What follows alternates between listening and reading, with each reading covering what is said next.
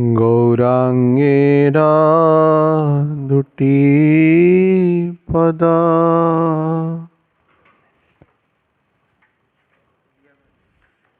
Jar धन संपदा गौरांगेरा दुटी पदा जार धन संपदा से जाने भक्ति रस सार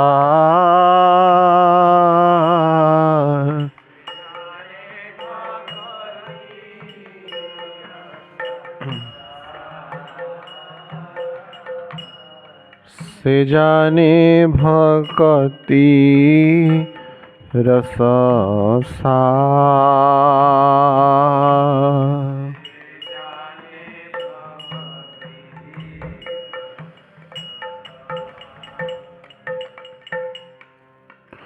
गौरांगेरा मधुर लीला जार करने प्रवेशिला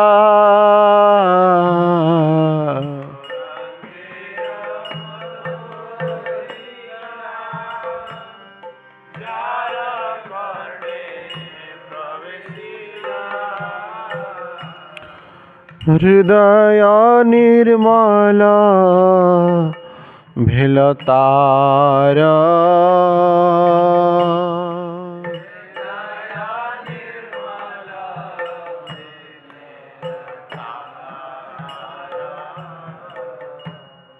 हृदय निर्मला भेलतारा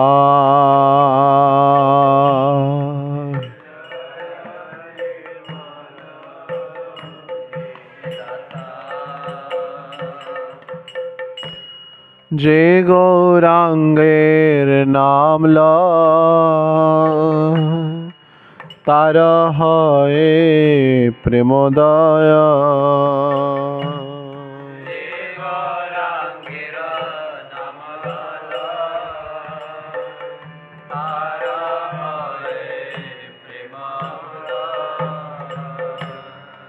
तारे मुंजी जाई बलिहारी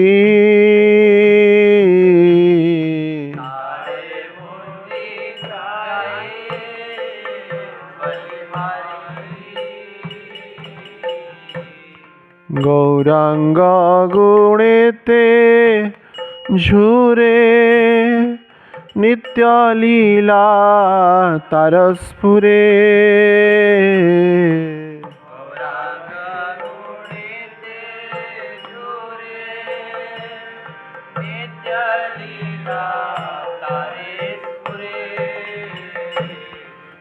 से जना भक्ति अधिकारी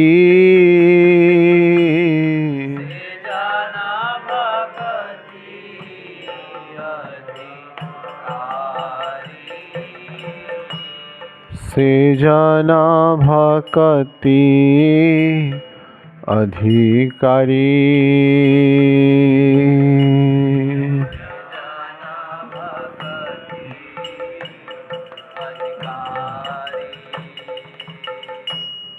गौरांगेरा संगी गणे नित्य सिद्धा करिमाने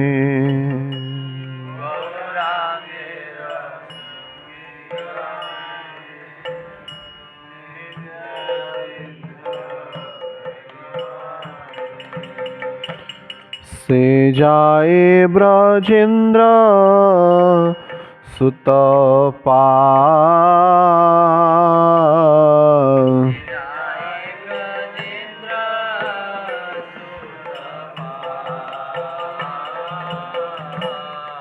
से जाए ब्रजेंद्र सुतपा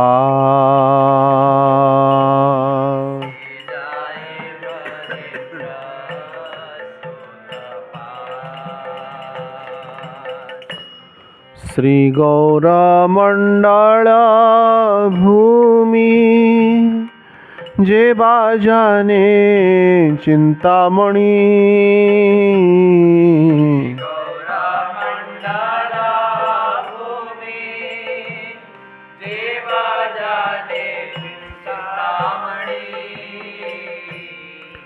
तार है ब्रज भूमे बा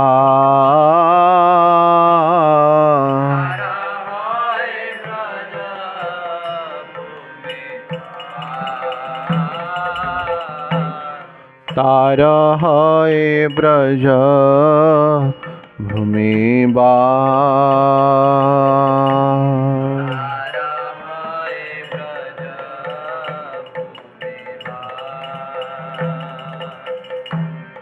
गौर प्रेम रसर्णवे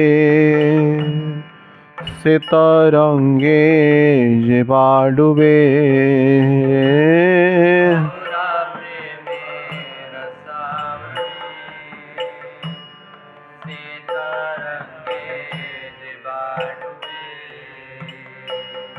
श्री राधा माधव अंतरंग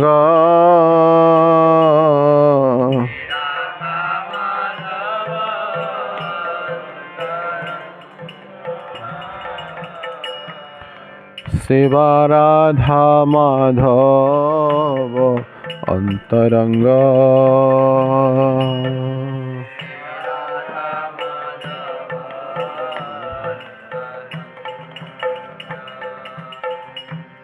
गृहे बाबनेते थाके हा गौरांग बोले डाके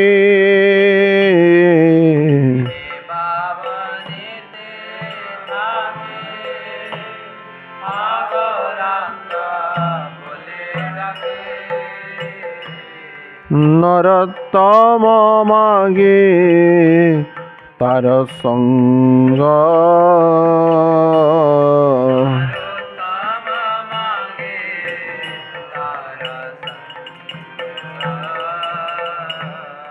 नरोत्तम मागे तार संग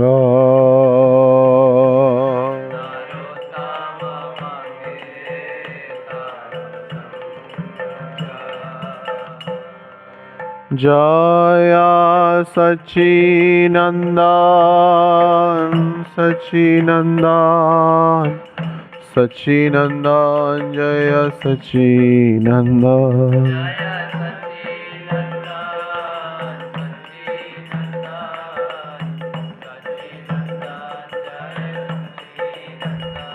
जय गौरनिताय गौरनिताय पतित पावन गौरनिताय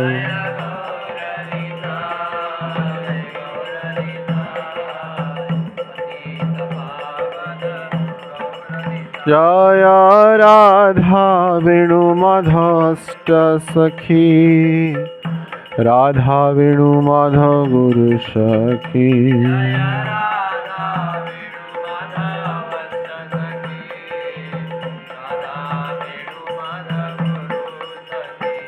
जय गिरिराज महाराज गिरिराज महाराज गिरिराज महाराज जय गिरिराज महाराज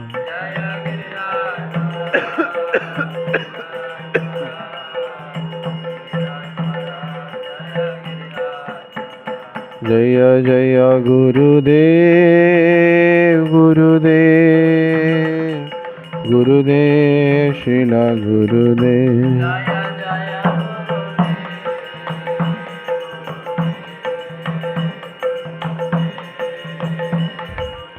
जय जय प्रभुपाद प्रभुपाद प्रभुपाद श्रील प्रभुपाद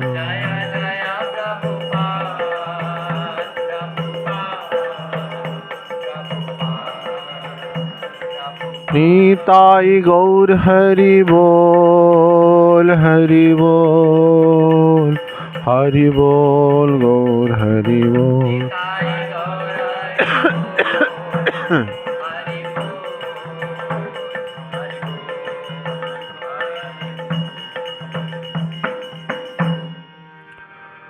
श्री राधा वेणु माधव अष्ट सखी वृंद की गुरु सखी समस्त मंजरी गण की समस्त गोपियान की श्रील प्रभुपाद महाराज की श्रील गुरु महाराज की समवेत भक्त वृंद की निताय गौर सीतानाथ प्रेमानंदे। वो थोड़ा साउंड दीजिए, सर आ रहा है। हरि बोल। हाँ बेटे, हरि बोल। हरे कृष्ण।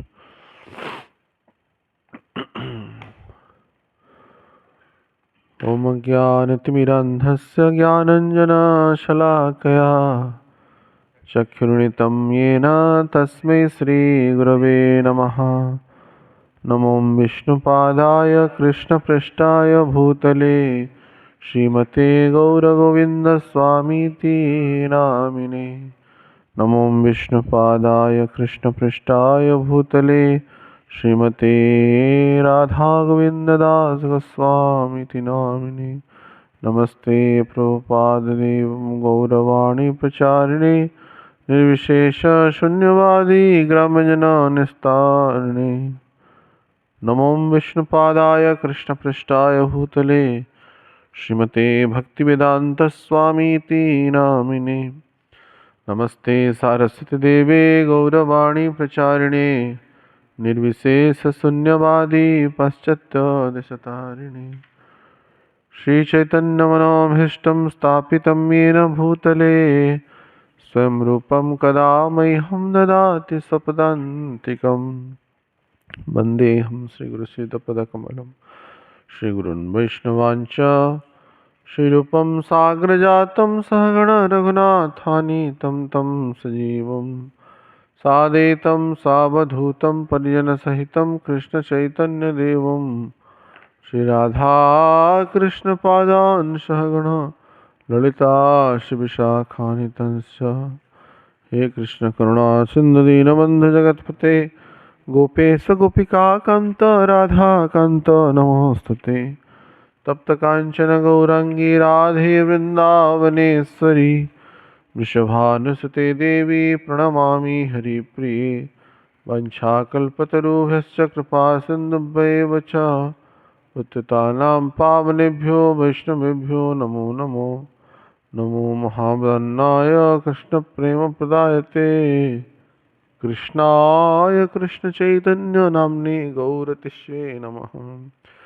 जय श्री कृष्ण चैतन्य प्रभु नित्यानंद श्री अद्वैत गदाधर शिवासादि गौर भक्त वृंद।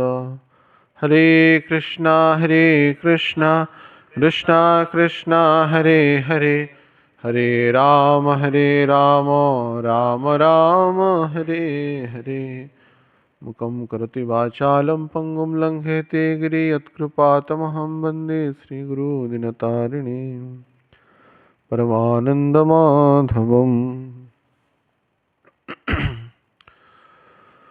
ॐ नमो भगवते वासुदेवाय।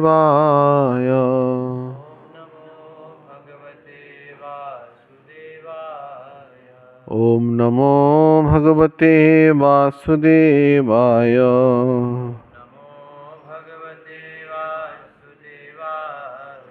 ॐ नमो भगवते वासुदेवाय।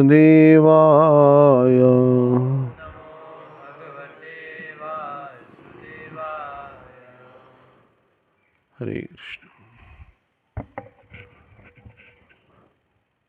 श्री राधा वेणु माधव अष्ट सखी वृंद गुरु सखी समस्त मंजरीगण समस्त गोपीगण समस्त आचार्य श्रील प्रभुपाद महाराज श्रील गुरु महाराज की अशेष कृपा करुणा से मानव जीवन का सर्वोत्कृष्टतम फल सत्संग के माध्यम से हम सभी नरोत्तम दास ठाकुर की कृपा कटाक्ष के आधार पे प्रेम भक्ति चंद्रिका का ग्रंथ का आश्रय लेते हुए मंगलाचरण के क्रम में श्री गुरु तत्व का निरूपण श्री तत्व के आधार पर कर रहे हैं। तो इसी क्रम में इंद्रियों की सदुपयोगिता के संदर्भ में जो चर्चा किए थे, उस विषय में जो वचन इंद्रिय है, जिह्वा है, उसकी प्रयोग की चर्चा हम कर रहे थे विगत कक्षा में।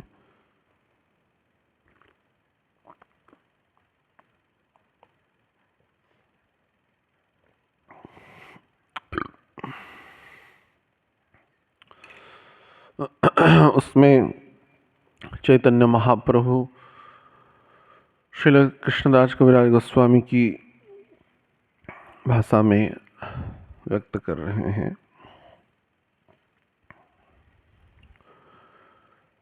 कृष्णेरा अधरामृत कृष्ण गुणाचरिता कृष्णेरा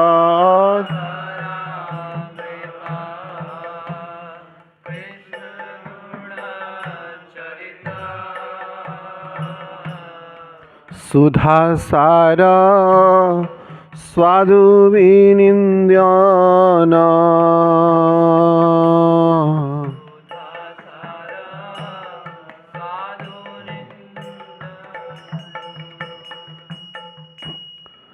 तारा स्वाद जना जने जन्मिया ना मैल केने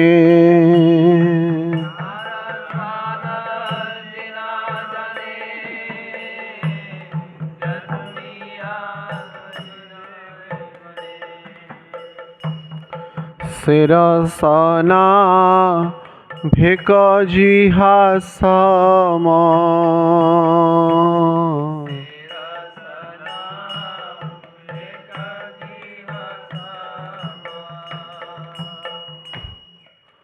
तो कृष्ण की अधरामृत तथा कृष्ण का वचनामृत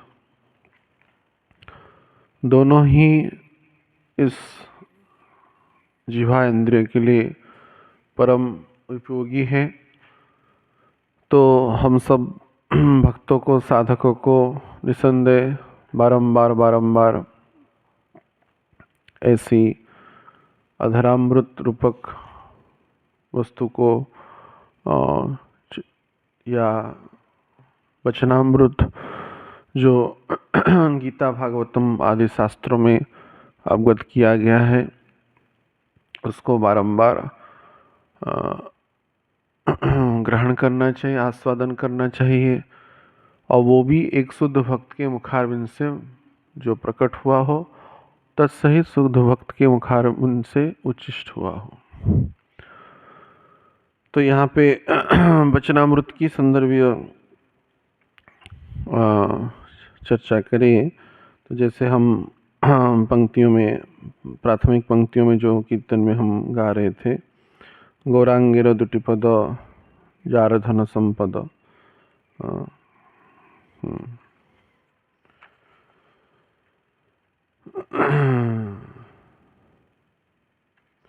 उसमें जैसे गौरांगर नाम लह कहा गए, जे गौरांगेर नाम लय तार होए प्रेमोदय। तो जो गौरांग का नाम लेता है या भगवान का नाम लेता है, चैतन्य महाप्रभु, श्री गुरुदेव या भगवान का मधुराति मधुरावती नाम, अमल हरि नाम जो लेता है, उत्तम श्लोक की उत्तम नाम को लेता है, तार होए प्रेमोदय, उसका प्रेम उदय होता है। तो प्रेम नाम संकीर्तन है ये। यद्यपि जैसे हम चर्चा किए थे, नाम नामी से अभेद है, अभिन्न है।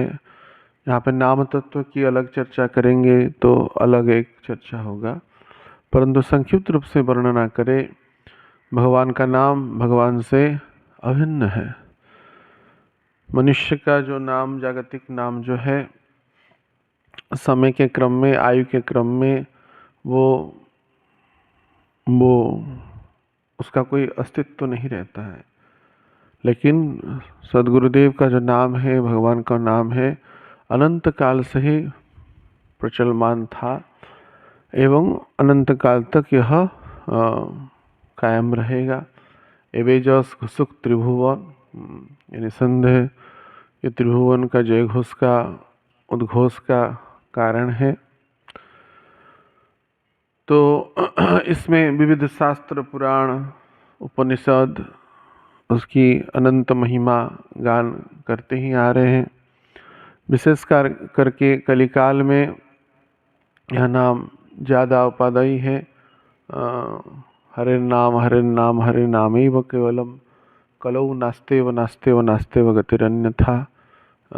तो नाम सुदर्शन जो है वो मुख से प्रकट होते हुए दक्षिण कर्ण में प्रवेश करते हुए मस्तिष्क में प्रवेश करे, पुनः आज्ञा कंठ में होते आज्ञा चक्र होते हुए ऐसे नाम चक्र निरंतर यह भक्त लोग, जो आश्रित भक्त लोग है, निरंतर नाम का आश्रय लेते हुए उन भगवान नाम को जितनी ज़्यादा से ज़्यादा संभव पर हो उसको बारंबार करते रहे। उस वचनामृत, उस भगवान की दिव्य जीवा का सदुपयोग इसमें ही है। अगर नहीं करेंगे तो जिस सरल रेखा में अन्य इंद्रियां हैं, अर्थात उदर है, उसके बाद उपस्थ है, अर्थात यह वाणी अगर नाम नहीं लेगा, भगवान का नाम नहीं लेगा, तो वाचो वेगो, मनुष्य क्रोध वेगम जीवा वेगो उदर उपस्थ वेगम एतान वेगांच विषयत धीर सर्वमपिजम च पृथ्वीम च शिष्यात। तो वचन का वेग अगर नियंत्रण नहीं रहेगा तो सभी जीवों की मूल समस्या वचन का वेग ही है। और उसका मूल कारण क्या है? अहंकार। सहन शक्ति नहीं रहता है जीवों में, कुछ भी बोल दे तुरंत हम टूट पड़ते हैं। तृणादपि सुनिचेन तरोरिव सहिष्णुना अमानीन मानदेन कीर्तनीय सदा हरि। तो नाम अगर लेंगे, जो कीर्तनीय सदा हरि, निरंतर नाम की बात यहाँ पे चैतन्य महाप्रभु कह रहे हैं। गुरु भी कंठी दीक्षा, आश्रय दीक्षा, शरणागति दीक्षा के समय यही कहते हैं। आप देखे होंगे दीक्षा के समय हम कहते तृणादपि सुनिचेन तरोरिव सहिष्णुना अमानीन मानदेन कीर्तनीय सदा हरि। तो ये हरि बोल। तो ये इसको 3 बार गांठ बांधना है कंठ में, तभी जाके कीर्तनीय सदाहरि होगा। और इसी को करने के लिए ही दैन्य पक्ष का उदय होने के लिए ही समस्त शास्त्र है कि हमारे अंदर तृण रूपी तृणादपि सुनिचिन सुनिचिता आ जाए, तरोरिव सहिष्णुना, तरु जैसा हम सहिष्णु हो जाए। तुरंत ही बात बात पे क्रोध आ जाता है हम सबको, क्योंकि काम है तो क्रोध है, यही हमारा शत्रु है। हम सोचते हैं दूसरा व्यक्ति हमारा शत्रु है, दूसरी व्यक्ति हमारी वैरी है, लेकिन काम ऐसा, क्रोध है ऐसा, रजगुण समद्वाहा महासना महात्मता विद्धि है नहीं वैरिणम। यही हमारी वैरी है, यही हमारे शत्रु है। लेकिन उस शत्रु को न पहचानते हुए हम अपर पक्ष व्यक्ति जो हमारी अहंकार को चोट लगाता है, ठेस पहुंचाता है, उसी को हम अपना शत्रु मानते हैं कि हमको बोलता रहता है, ये हमको सुनाता रहता है, हम कष्ट पाए ऐसा करता रहता है। जबकि इस पंचफण सर्प ने जो विकारों को अपना ग्रंथि किया है, काम क्रोध लोभ मोह मदम आश्चर्य, उन ग्रंथियों के माध्यम से और शिकंजा कसता जाता है। उसको चाहिए आहार निद्रा आहार निद्रा भय मैथुन, और उन उन उसी के लिए उन विकारों को ग्रंथि के रूप में, शिकंजा के रूप में, जंजीर के रूप में जकड़ता है। काम क्रोध, तो काम है इसलिए क्रोध आ रहा है।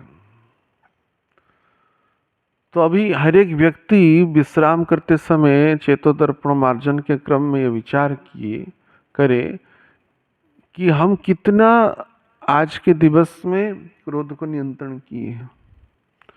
अप्रत्यक्ष रूप में या प्रत्यक्ष रूप में कोई कुछ बोले तो हम कितना देर तक प्रभावित होते हैं, हमारी मानसिक आंदोलन कितना दूर तक यह प्रभावित होता है। प्रशंसा करे तो सुख लग जाता है, निंदा करे तो दुख लग जाता है, पीड़ा हो जाता है। हम भी सुना देंगे, हम भी उसको छठी का दूध पिला लेंगे, हम भी उसको नानी याद करा लेंगे।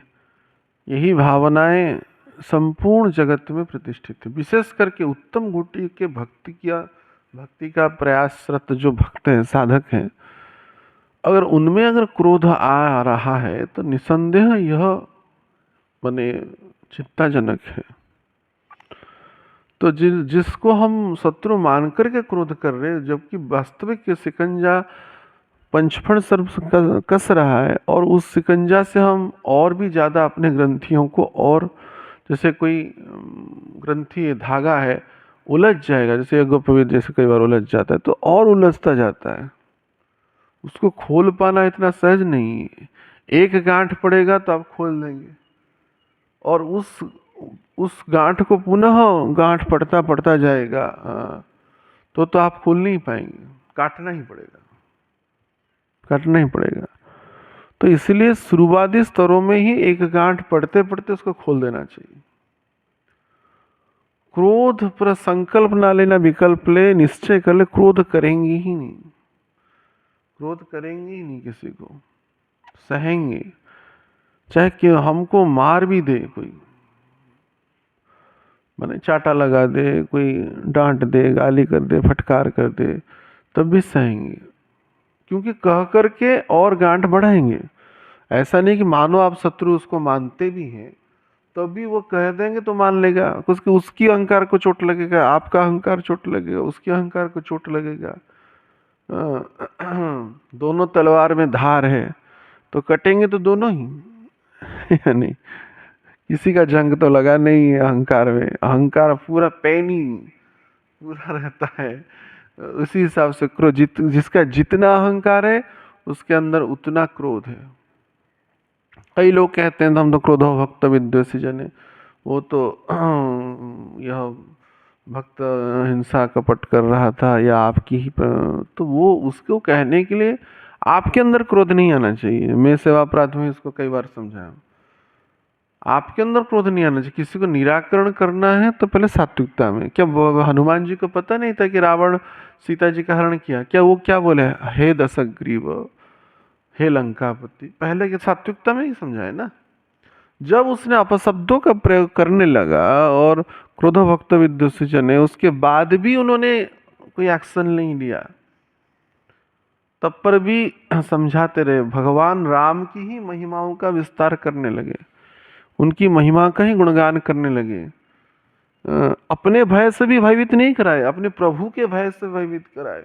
ये जो जगतपति है, स्वयं भगवान है, उनकी कोदंड से अर्थात धनुष के बाण से तुम डरो, राम बाण से तुम्हारा निस्तार नहीं होगा। सात्विक स्तरों में, राजसिक स्तरों में वो गए ही नहीं। अब जब तक हनुमान जी के पूछ में दूत का हत्या करना शास्त्रीय परंपरा से मना किया गया है, तो जब वो अशास्त्रीय कर्म करने लगा था, हत्या करने के प्रवृत्त हुआ, तो उसने क्या अग्नि, माने हनुमान जी ने अग्नि, पहला अग्नि कौन लगाया? रावण नहीं लगाया। रावण ने ही अपनी लंका को ढाया। सीता जी की क्रोधाग्नि में ही वो लंका ढह गया। और उस अग्नि में, अग्निकांड में अग्नि को लगाने वाला व्यक्ति भी स्वयं रावण था। जैसे एकादश इंद्रिय हमारे अंदर है, जैसे रावण का एकादश मस्तक था, दशानन था और एक बुद्धिसागर था, गधा का सिर था। एकादश हुए। तो एकादश मुख जो है उसको इंद्रियों की अभिलाषाओं को पूर्ति करने के लिए सीता रूपक जो माता को भोग करने का विचार रखे, इसलिए उसको क्रोध क्रोध हमेशा आता था, क्योंकि काम उसका पूर्ति नहीं हो पाया। जिस उद्देश्य से वो लाया था सीता जी को, वो पूर्ति नहीं हो पाया, तो इसलिए हमेशा उसको क्रोध लगा रहते थे। क्रोधाग्नि बोलते हैं, क्रोध रूपक अग्नि तो पहले से ही वो जल रहा था, क्रोध रूपक अग्नि में पहले से ही चल रहा था, और उस अग्नि को भक्त रूपक माने हनुमान जी के पूंछ में लगाया, तो वो स्वयं उस अग्नि से जल के भस्म हुआ। मन लंका जला। ऐसे ही हम उस एकादश इंद्रिय रूपक इंद्रियां जब पूर्ति नहीं हो पाते, इंद्रियां अपनी आशा को, आकांक्षाओं को, अभिलाषाओं को पूर्ति नहीं कर पाते, तब क्रोध आता है, तब क्रोध आता है। मेरा गमछा सुखाया गया है, क्यों नहीं लाया, मुझे पानी क्यों नहीं दिया, मुझे क्यों सम्मान नहीं किया, मेरी बात क्यों सुना नहीं, मेरी बात क्यों नहीं माना। ये हमारा नहीं, इन इंद्रियों की आवश्यकता है। हम क्यों अपने आप को इंद्रियों का ही परिचय दे रहे हैं, क्योंकि हम इंद्रियां है ही नहीं। तो अगर इंद्रियों का सदुपयोग भगवान का नाम से है, तो इसलिए तृणादपि धारा को हमेशा ही निरंतर हमको कायम करना है। नहीं ये हमसे होगा नहीं, असंभव नहीं, करना ही पड़ेगा। तृणादपि धारा ऐसा नहीं केवल भक्ति धारा में प्रतिष्ठित, सब जगह पे ही। आज वो बोल रहे जनवरी 26 जो राष्ट्रपति आते, झुकना पड़ता है। प्रधानमंत्री ने ही राष्ट्रपति को बनाया है अपनी वोटिंग पावर से, लेकिन जब प्रोटोकॉल के हिसाब जब राष्ट्रपति आते तब उसको वेट करना पड़ता है।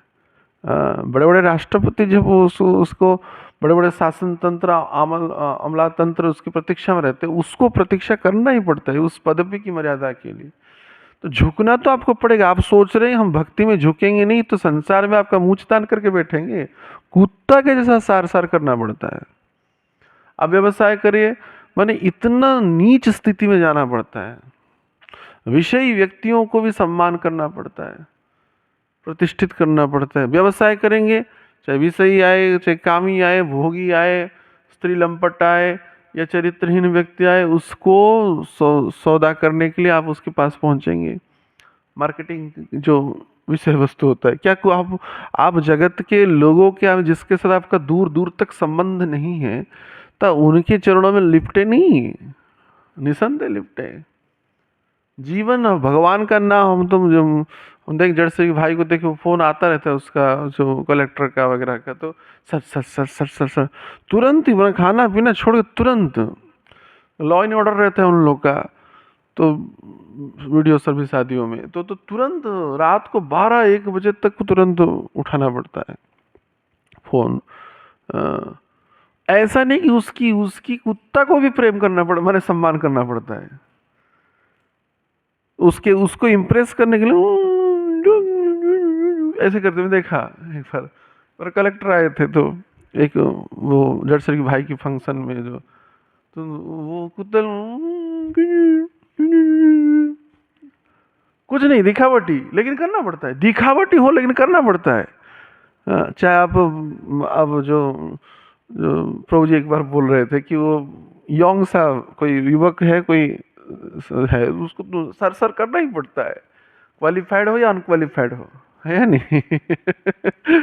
तो जगत में हम स्वस्वार्थ के लिए, चंद पैसों के लिए, और ऐसा नहीं आप काम करिए। एक भक्त साधक कह रहे थे, हमारे कोई रिलेटिव है, तो वो मैंने उनके पास वो गए थे, तो वो चिल्ला चिल्ला के बात कर रहा था। मजदूर वो गिरगिरी करेंगे तो मालिक का माने डांट फटकर, कुत्ता कैसा गाली करता है इतना माने तेज। भक्ति जगत में तो कम से कम ऐसा तो है नहीं। यहाँ पे संलाप जो है, वार्तालाप जो है, समुचित भाव से एक सम्मानजनक ही रहता है। आप कहो या तुम तक भी कहो, लेकिन ऐसा नहीं कि गलत शब्दों का उपयोग आदि करता है। लेकिन थोड़ी सी सहन शक्ति के अभाव के कारण वो मैटर को हम बढ़ा देते हैं। और तृणादपि धारा से मर जाते हैं। इसी कारण नाम नहीं हो पाता है। कीर्तनीय सदा हरि, या व्यक्त नहीं करते तो मानसिकता में रख लेते हैं, मानसिकता में रख लेते हैं। इसलिए, लेकिन ये इसका उदय क्या है, यहाँ पे कह रहे हैं नरोत्तम दास ठाकुर कि तार है प्रेमोदय। अभी 50-60 साल से व्यक्ति कर रहा है, देखा गया है संस्थागत स्तरों में, तो उसका प्रेम क्यों उदय नहीं हो रहा है, उसका काम ही क्यों उदय हो रहा है? क्योंकि तृणादपि धारा के सहित वो नाम नहीं कर रहा है, सदगुरु के अनुगत्य होते हुए नाम नहीं कर रहा है, शरणागत होते हुए नाम नहीं कर रहा है।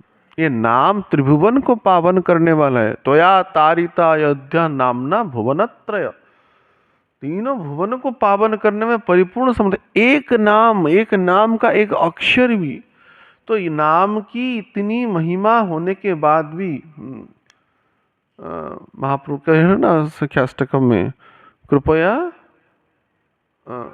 नामनामकारी बहुधा निज सर्वशक्ति तत्र पिता नियमित स्मरण न काल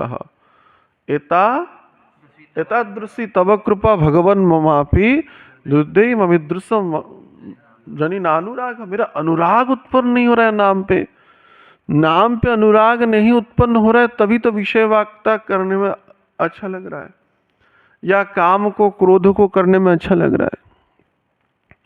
तो इसलिए निसंदेह हमको तृणादपि, तो कहते हैं क्या नाम करेंगे उसके बाद तृणादपि भाव आएगा, या तृणादपि होने के बाद नाम जप अच्छा होगा? निसंदेह तृणादपि होने के बाद ही नाम जप होगा। नाम करने के बाद तृणादपि होगा तो ऐसा होता तो प्रत्यक्ष की प्रामाणिकता की आवश्यकता नहीं। ये देखा गया, कई वर्षों से ही देखा जा रहा है, कई लोग नाम कर रहे हैं तो उनके अंदर वो काम क्रोध नहीं जा रहा है, क्योंकि वो तृणादपि के मन जो पहला दीक्षा कंठी दीक्षा का नियम ही नहीं पालन कर रहे हैं। जबकि इसकी जो फलश्रुति में कहा गया कि तार है प्रेमोदय, प्रेम का उदय होगा, तो प्रेम उदय होगा तो प्रेम नाम संकीर्तन नहीं कर, या काम सकामता रूपक नाम कर रहे। तो इसलिए भगवान का जो नाम है निसंदेह मंगलकारी है। और निसंदेह हर एक आचार्य हमको कह रहे हैं कि महापुरुष स्वयं कह रहे हैं कि किसने की भोजने की बाजा करने अहर्निश चिंता कृष्ण बोलो पदने, भगवान का नाम बोलना है, परंतु इन भावों के सहित बोलना है, तृणादपि भाव के सहित बोलना है।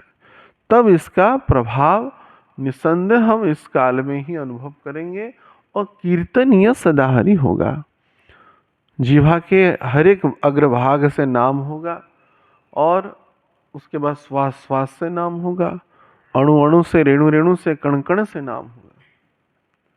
क्योंकि नाम के बिना रह ही नहीं सकता। जिसको हम प्रेम करते हैं उसको तो हम पुकारेंगे, उसके बिना रहेंगे कैसे? जिसको अगर प्रेम करते हैं, जिसके लिए सकल छाड़िया सबको छोड़ के आए उन गुरु के चरणों में, और वही गुरु कह रहे हैं निरंतर नाम करो, तो स्वतः करेंगे। यही हमारा जीवन है। अब कैसे छोटी नाम रट लागी, अब नाम का रट जो लग गया है वो छूटेगा ही नहीं। तो नाम का रट नहीं लगा है। नाम रट नहीं क्यों नहीं लगा है? क्योंकि तृणादपि भाव नहीं हुआ है। तो इसके आनुषंगिक का संगीता का जो प्राथमिकता जो स्टेप है वो है तृणादपि सुनीचेन तरोरी वो सहिष्णुना, तब नाम होगा। तृणादपि विचार नहीं रहेगा तो वैकुंठ में रहते हुए भी अहंकार आ जाएगा। जैसे जय विजय का आया, जय विजय का साधुओं के अहंकार था। ये तो लीला था, भगवत लीला था। भगवान वीर रस का आस्वादन करना चाहते थे। भगवत धाम में कोई काम क्रोध नहीं है, वहां पे जो दिखता है काम क्रोध आदि तो भगवत लीला की परिचायक है। इसके लिए तो भक्त कहते हैं हम सहस्रों जन्म में भी नरक जा सकते हैं, भगवान की अगर कुछ सेवा करने का उद्देश्य है।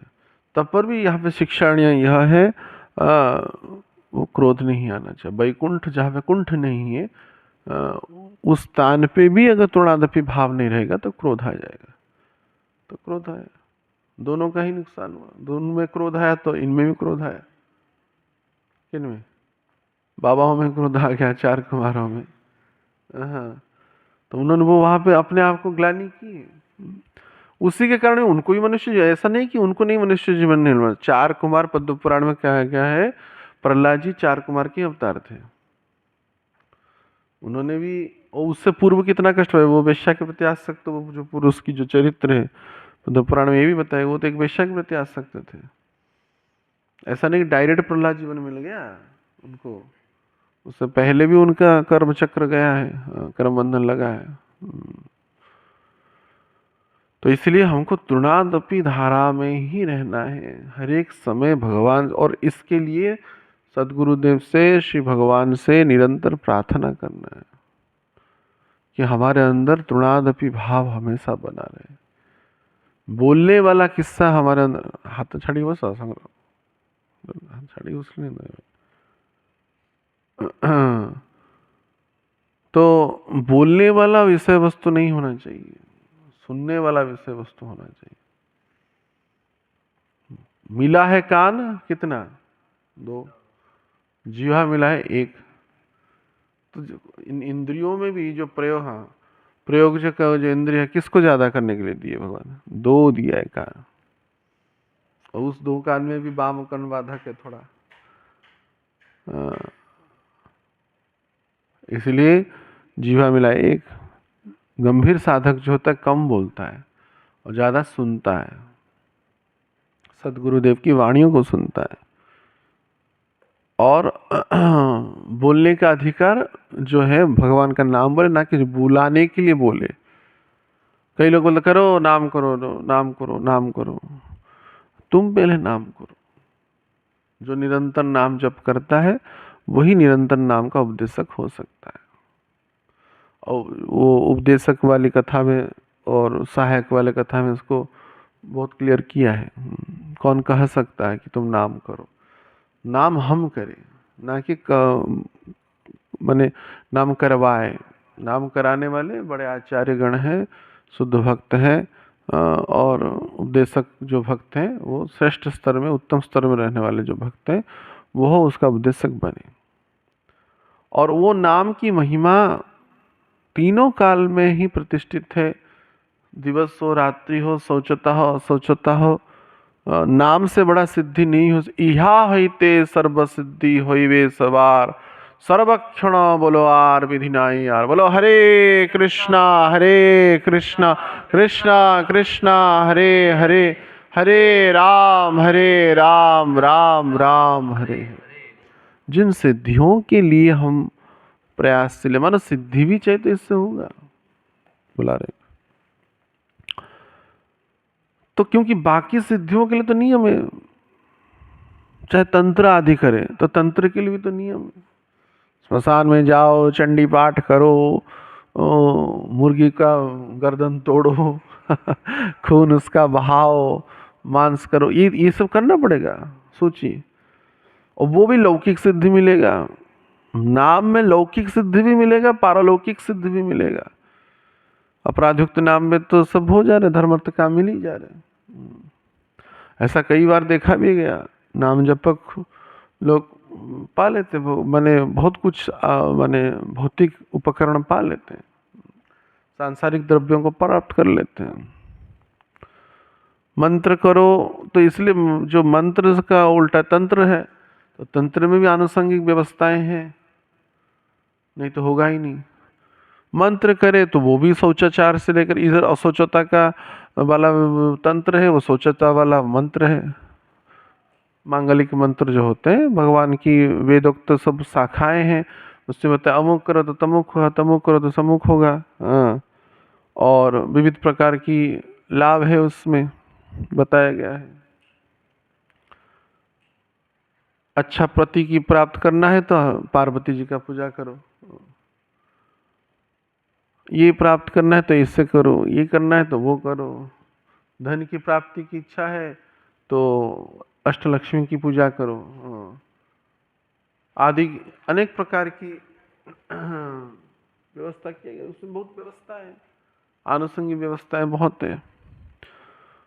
परंतु नाम में तत्रा पिता नियमित स्मरण काल।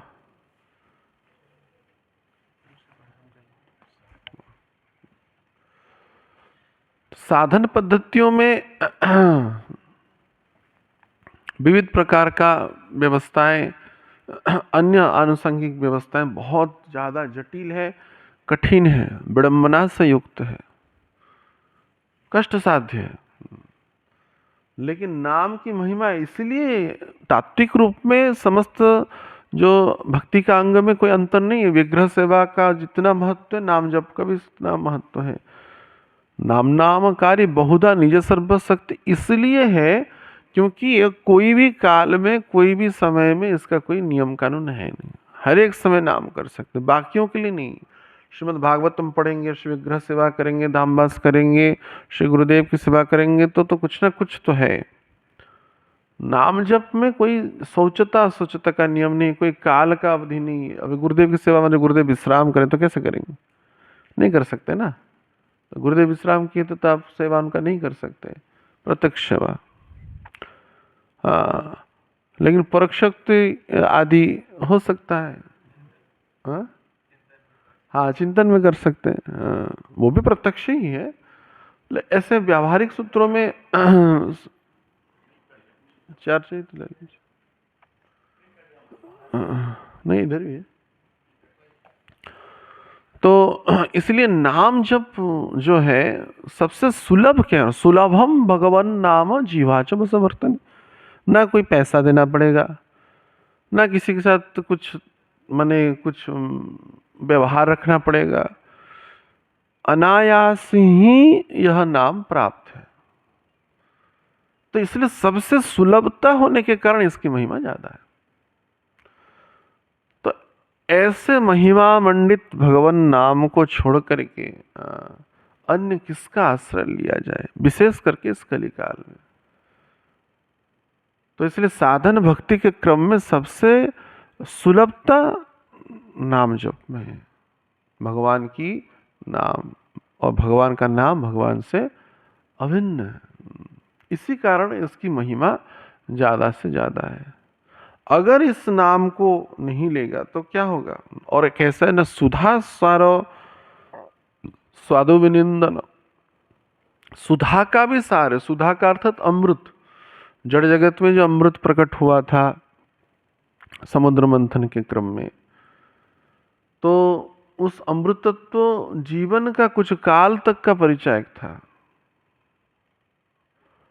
लेकिन यह जो नाम जो है, जो नाम, जो भगवान का नाम अमल है, मल से रहित है, और सुधा का भी सार है। उस सुधा, उन अमृत में भी जो सार तत्व है वो नाम तत्व है। कौन सा अमृत? जड़ जगत का अमृत नहीं, आध्यात्मिक जगत का अमृत। उसी का भी सार है।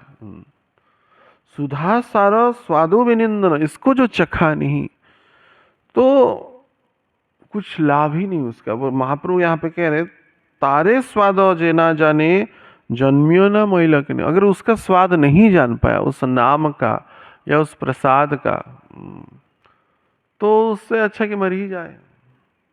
जन्मिया ना महिलक न, जन्म होकर के लाभ ही क्या हुआ उसका? अगर स्वाद का, सुधाओं का जो स्वाद है वो अनुभव नहीं कर पाया, या अधरामृत विचार किया जाए तो प्रसाद, भगवान प्रसाद। महाप्रसादे गोविंदे नमो ब्रह्मणे वैष्णवे। महाप्रसाद स्वयं गोविंद का स्वरूप, कृष्ण का जो अधरामृत है।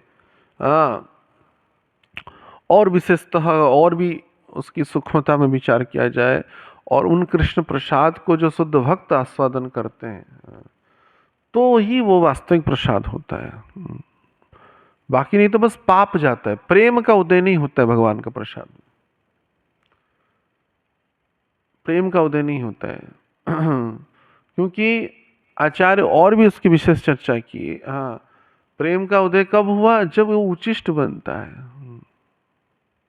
यस्य प्रसादा भगवत प्रसादो, यस्य प्रसादा न गति कुतोपि, यस्य प्रसाद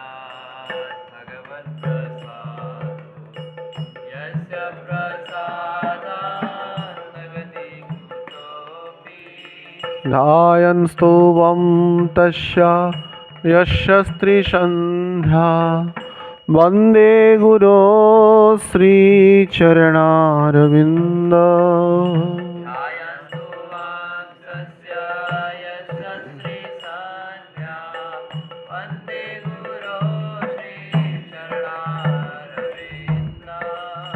यस्य प्रसादात भगवत प्रसाद, या महाप्रसाद जिसको कहते हैं, महाप्रसाद गोविंद। हाँ, प्रसाद का अर्थ क्या है? किसी का उच्चिष्ट निर्माल्य हो गया वो प्रसाद हो गया, तो वो महा नहीं हुआ, महिमा मंडित अर्थात उत्तम स्तर की स्थितियों को नहीं प्राप्त करा सकता है, विकारों से मुक्त होने में सहायता कर सकता है भगवत प्रसाद, प्रेमा भक्ति का उदय नहीं देगा भगवत प्रसाद। यश प्रसादात भगवत प्रसाद, वास्तविक तत्व रूप में भगवत प्रसाद ही प्रसाद है, शुद्ध भक्तों का उच्चिष्ट ही प्रसाद है। यश प्रसाद अर्थात ऐसे गुरु जो बंदे गुरु श्री चरणारविंदम, उनका उच्चिष्ट ही भगवत प्रसाद है। ऐसे उच्चिष्ट को पाने वाले स्वयं भगवान है, स्वयं भगवान भी इसका रस आस्वादन करते हैं। और नहीं तो जो देव उच्चिष्ट होता है, देव उच्चिष्ट कहा गया है, तो देव उच्चिष्ट होगा तो वो देवताओं को प्राप्त, देव योनि को प्राप्त करेगा, उनका गुण आएगा उनकी में। बहुत भक्त प्रश्न करते हैं कि देवी जी का प्रसाद पा सकते हैं या नहीं, शिव जी का प्रसाद पा सकते हैं नहीं। ऐसे पाने में कोई दिक्कत नहीं, तो आप शिव भक्त है तो शिव लोक प्राप्त करना चाहते हैं तो निसंदेह स्वागत योग्य है, या देवी के पार्षद बनना चाहे, देवी लोक प्राप्त करना चाहते तो स्वागत योग्य है। परंतु जो प्रसाद भगवान को नहीं लगेगा और उसका अधरामृत नहीं होगा, प्रेमा भक्ति की बात छोड़ दीजिए, मानो केवल वैकुंठादि प्राप्ति की विचार करे तो परम आवश्यक ही है, भगवान का ही प्रसाद ग्रहणीय है। पुरातन काल में जहाँ पे भी परंपरा है, पहले भगवान को लग करके उन देव को लगता था। जैसे लिंगराज मंदिर है, विश्व का सबसे बड़ा शिव मंदिर भुवनेश्वर में है लिंगराज मंदिर, लिंगों का राज कहा जाता है उसको। स्कंद पुराण में उनकी वर्णना, कोटिलिंगेश्वर है, करोड़ों लिंग है वहाँ, 1 करोड़ शिवलिंग है। तो वहाँ पे अनंत वासुदेव भगवान है, पहले अनंत वासुदेव को भोग लगता है, उसके बाद उनका जो प्रसाद है वो शिव जी को लगता है, और उसके बाद वो महाप्रसाद हो जाता है। यश प्रसादात भगवत प्रसाद। और शिव जी कोई साधारण व्यक्ति नहीं, निम्न गाना यथा गंगा वैष्णव नाम यथा शंभु, वैष्णव में सबसे बड़े वैष्णव शिव जी हैं। परंतु प्रत्यक्ष लेंगे तो क्या उनका जो होता है वो चंड है, चंडगण लेते हैं। जो यज्ञ प्रसाद होता है चंडों के लिए है, स्पष्ट लिखा है। उन शैवनिष्ठ व्यक्तियों का ही यह विचार है, ऐसा नहीं कि हम वैष्णव धारा के क्रम में कोई विरोधाभासी वचन कर रहे हैं। शैव धारा के क्रम में लिंग पुराण में, शिव पुराण में यही वर्णना है। शिव जी का जो प्रसाद है, प्रत्यक्ष जो प्रसाद है, भगवत अनिवेदित प्रसाद है, वो चंडों के लिए, भूत के लिए, प्रेत के लिए, पिशाचों के लिए। और जो यज्ञ के पास देखेंगे फल लगता है, ये लगता है, सब ले जाते हैं, सब चंडगण बनते हैं, चंडों का वो प्रसाद है। भूत का प्रसाद पाते हैं वो, और यज्ञ में वेदी में सजता है, फूल फल सजता है, तो वो प्रसाद को ग्रहण करने के कारण उनको चंड बनना पड़ता है। जानती देवव्रता देवान पितृन जानती पितृभ्य भूतानि जानती भूतेभ्यो। या यह एक विचारधारा है, या ऐसा भी देखा, जगत में जितनी निवेदित किया जाता है अन्य देवताओं को, वो देवताएं ग्रहण करते ही नहीं, वो क्यों करेंगे? जो जैसे भगवान के भक्त हो, अगर उनको अगर निवेदित नहीं किया जाएगा तो क्या करते, वो पाते नहीं भगवान को निवेदित। नहीं, क्या ये प्रसाद लगा, मैं पूछता हूँ क्या भोग लगा है, तो नहीं पाते। क्यों? क्योंकि निष्ठा है उनका, उनकी निष्ठा है, इसी कारण वो पाते नहीं। जैसे एक बार कथा है, राजस्थान से एक व्यक्ति भगवान का विग्रह लेकर के जा रहा था।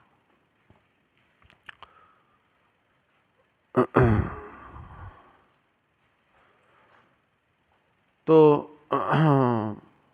रास्ते में वहाँ पर उड़ीसा में देखें विमला पूजा होता है, एक मिट्टी का गड्ढा खोद देते हैं, उसमें कुछ मैंने पोड़ा,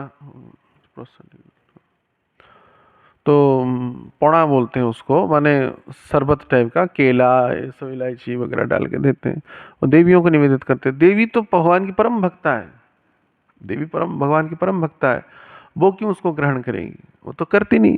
तो जो जो चंडी चामुंडा है वो लोग सब उसको ग्रहण कर लेते हैं, उसको और जाते तक, माने विग्रह को लेकर, भगवान का विग्रह लेके जा रहा था, उसकी चेतना इतना अशुद्ध हुआ, तो तुरंत ही विचार किया कि ये मैं क्या कर रहा हूँ, क्योंकि उसके अंदर तो भूत प्रवेश कर गए।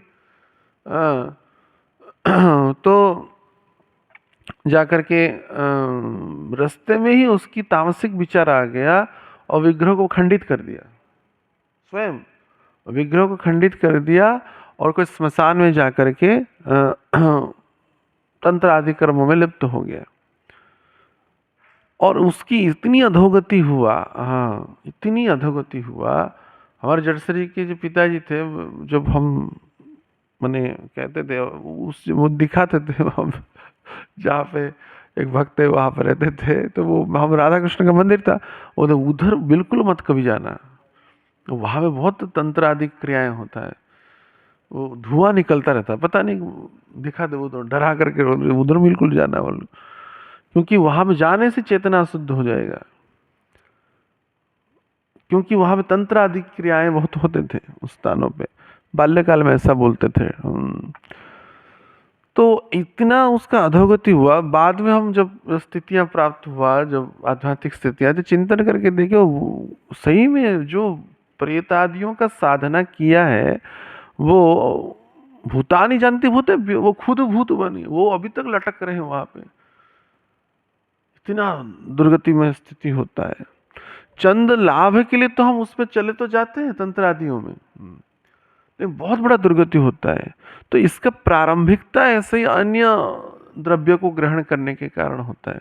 वैसे ही वृंदावन धाम में आप आश्चर्य मानेंगे, सचंडी उपासक, विनायकी उपासक, पारिसिंहिक उपासक, जो तंत्र आदि क्रियाएं हम अवगत हैं, बहुत लोग हैं जो तथाकथित जो कथाकार हैं, ये सब तांत्रिक लोग हैं। सम्मोहनी विद्याओं के द्वारा लोगों को सम्मोहित करके चंद पैसा का लाभ, प्रतिष्ठा, पूजा के लिए धोखाधड़ी, नारियों का संग्रह करना, धन का संग्रह करना ही उनका मूल उद्देश्य है। विशेष करके जो वृंदावन आदियों में जो भंडारा आदि होते हैं ना, कभी भी इसको मत पाइएगा, किसी भी क्रम में, किसी भी क्रम में। मैंने कई मैंने भक्त इसका उदाहरण दिया, जो मैं तो कई एक बार बताया था, जो कैसे भूत योनि प्राप्त हुआ। परिक्रमा मार्ग में जो बढ़ते रहते हैं, गिरिराज जी की परिक्रमा में बहुत ऐसे आनुषंगिक विचार रखते हुए, पापयुक्त विचार रखते हुए, प्रसाद कह करके भी मैंने बांट देते हैं। ये बहुत बड़ा गिरोह चल रहा है, और उसमें भी मुस्लिम तंत्रों का ही मूलगत रूप में हाथ है। तथाकथित जो धर्मभ्रष्ट व्यक्तियों का ही हाथ है उसमें। गर्मियों में शरबत बढ़ता है, ये लाल लाल शरबत दिखता है, रूअफ़ज़ा वगैरह, रूअफ़ज़ा ये सब तो है ही, तो उस वहाँ से सब आया है।